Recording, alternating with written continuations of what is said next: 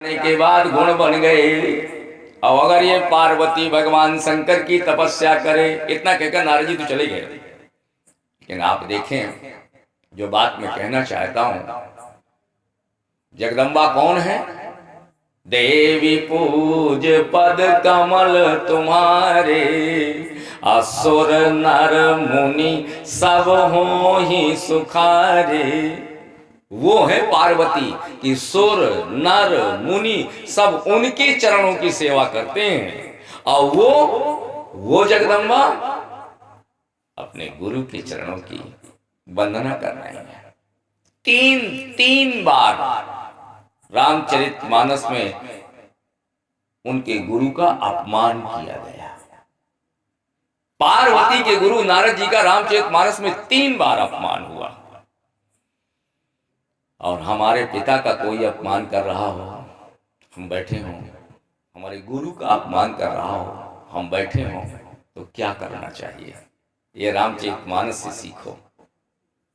लड़ जाएंगे? बोले नहीं। देखें जरा, पार्वती जी के गुरु हैं नारद जी, और इनका एक बार अपमान किया सप्तर्षि ने, दोबारा इनका अपमान किया पार्वती की मां मैना ने, और तिवारा नारद जी के प्रति दोष भावना सहित बात कही भगवान शंकर ने। और तीनों का सिद्धांत देखें किस तरह से भैया जगदम्बा पार्वती प्रतिकार कर रही हैं उनका।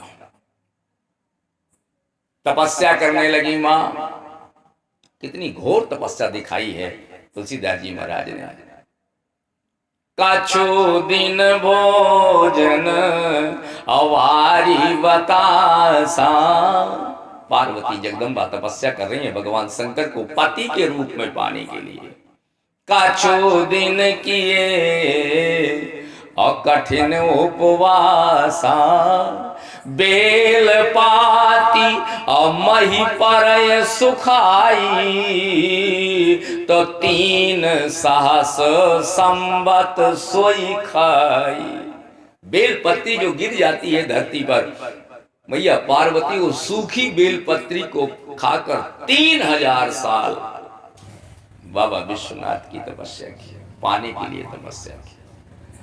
और फिर वो सूखे पत्ते भी छोड़ दिए मैया ने।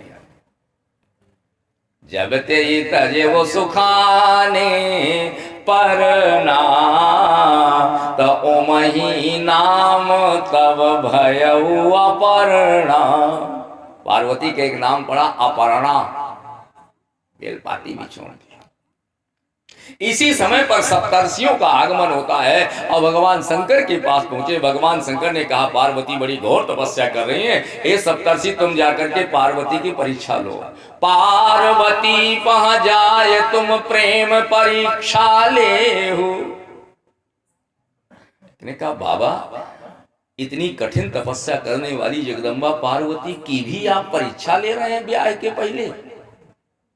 भगवान शंकर ने कहा बात दरअसल ये है कि ये वही पार्वती हैं जो पूर्व जन्म में मेरी पत्नी थी, सती थी।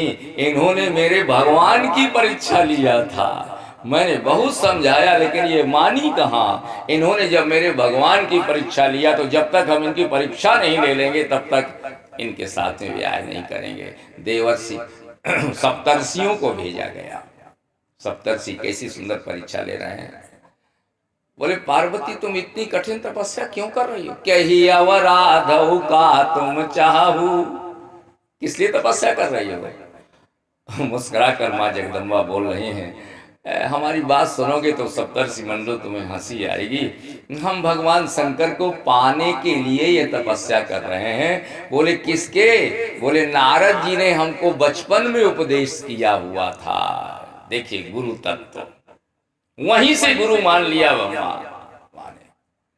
तो बोले नारद के कहने पर तुम, और नारद के लिए ऐसे शब्दों का प्रयोग किया सप्तर्षियों ने। बोले नारद को जानती हो कौन है मां? आप बताओ।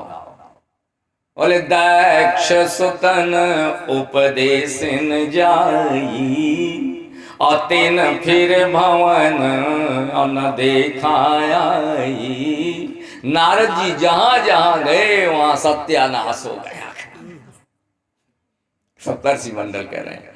और पार्वती अब तुम भी नारद के चक्कर में पड़ गई। भाल भूल्यो और ठग के बौराए। गुरु का अपमान हो रहा है ना। क्या बात, कैसी जगदम्बा ने इसका निराकरण किया। आप देखें मां पार्वती कहती हैं, एक बात कहूं सप्तर्षि मंडल, आप सात सात ऋषि खड़े हो, सब एक से एक महान हो।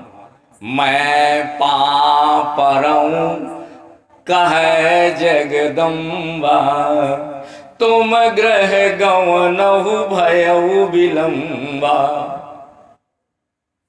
मैं आपके हाथ जोड़ती हूं और आपके पांव फोड़ती हूं। नारद जी के बारे में कोई वचन बात मत कहो, तुम अपने अपने घर जाओ। अब नारद जी के वचनों को तो मैं अब छोड़ नहीं सकती। बसाय भवन उजर नहीं डरूं, नारद वचन न मैं परिहरूं, नारद वचन न मैं परिहरूं। क्यों?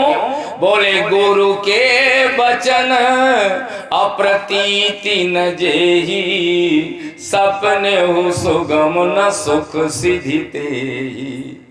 गुरु के वचनों पर जिसको विश्वास नहीं होगा उसे संसार में ना सुख मिलेगा ना उसका कोई काम सिद्ध होगा। जगदम्बा बोल रही है। और एक बार मां ने अपमान कर दिया पार्वती मां के गुरुदेव का। ब्याह के लिए बारात सज कर आई, दरवाजे पर मैना दूल्हा की आरती उतारने के लिए खड़ी है। मुझे शंकर ब्याह नहीं कहना, सब लोग कह चुके हैं, सब कथा जानते हैं। रात्रि का समय, बस केवल पॉइंट आउट कर रहा हूं।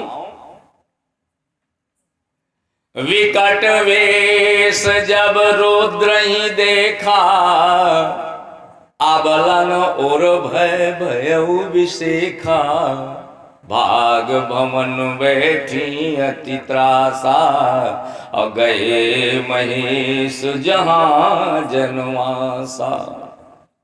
चले गए, थाली फेंक दी, द्वार चार टीका हो रहा था, लौट गए। मैना ने पार्वती को अपने गोद में बैठाया, बोले बेटी, हर मां चाहती है कि बेटी को ऐसी जगह विवाह किया जाए जहां उसे सुख ही सुख मिले। भले इसके लिए घर बेच दें, मकान बेच दें, कर्ज हो जाए, लेकिन बेटी सुखी रहे। माता पिता की यही एक इच्छा हुआ करती है। लेकिन क्या उसके कहने से बेटी को सुख मिल जाएगा? नहीं भाई, ना। पार्वती ने कहा, ये बौरा पगला खड़ा हुआ है, इसके लिए तुमने बेटी तपस्या की है क्या? तुम नारद के चक्कर में पड़ गई।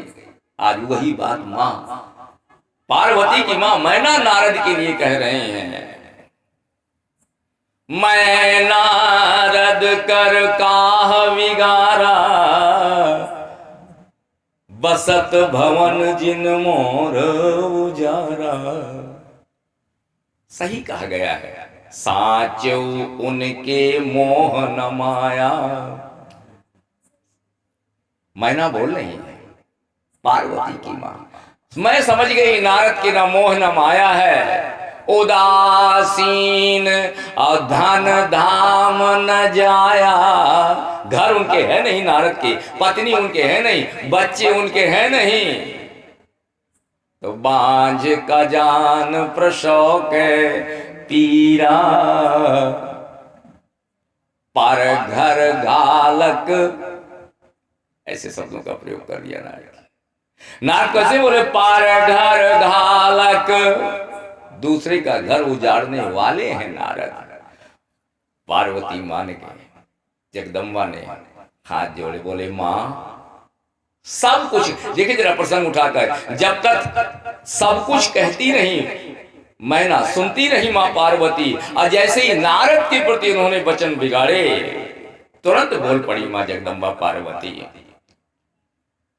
माँ मातु व्यर्थ जन लेहु कलंका, तुम सन मिटही की विधि के अंका। करम लिखा असो बाउर नाहू, तो कत दोष लगावत काहू। क्यों नारद को या किसी को संसार को दुख दोष दे रही हो माँ? यह जीवात्मा जब माँ के गर्भ में होता है उसी समय इसके भाग्य के माथे की रेखा लिख दी जाती है। और रेखा में क्या क्या लिखा होता है? हाथ में रेखा है, क्या क्या लिखा है? पांव में रेखा है, क्या क्या लिखा है? तुलसीदास जी महाराज कहते हैं 8 चीजें लिखी हैं सबके बारे में, सबके हाथ में माथे में। जन्म मरण, कहाँ इसका जन्म होगा ये भाग्य पर लिखा है। बंबई में होगा कि मद्रास में होगा कि रायबरेली में होगा, जहां उसने जन्म पटका वहां हमें जन्म लेना पड़ेगा। जन्म मरण, मौत की तारीख भी भाग्य में जन्म के पहले से लिखी है, इतने बजे इतने समय अमुक जगह पर मरेगा। जन्म मरण सुख दुख सब भोगा, हानि लाभ प्रिय मिलन वियोगा। काल करम बस अहो ही गुसाई, बर बस रात दिवस की नहीं। तो मातु व्यर्थ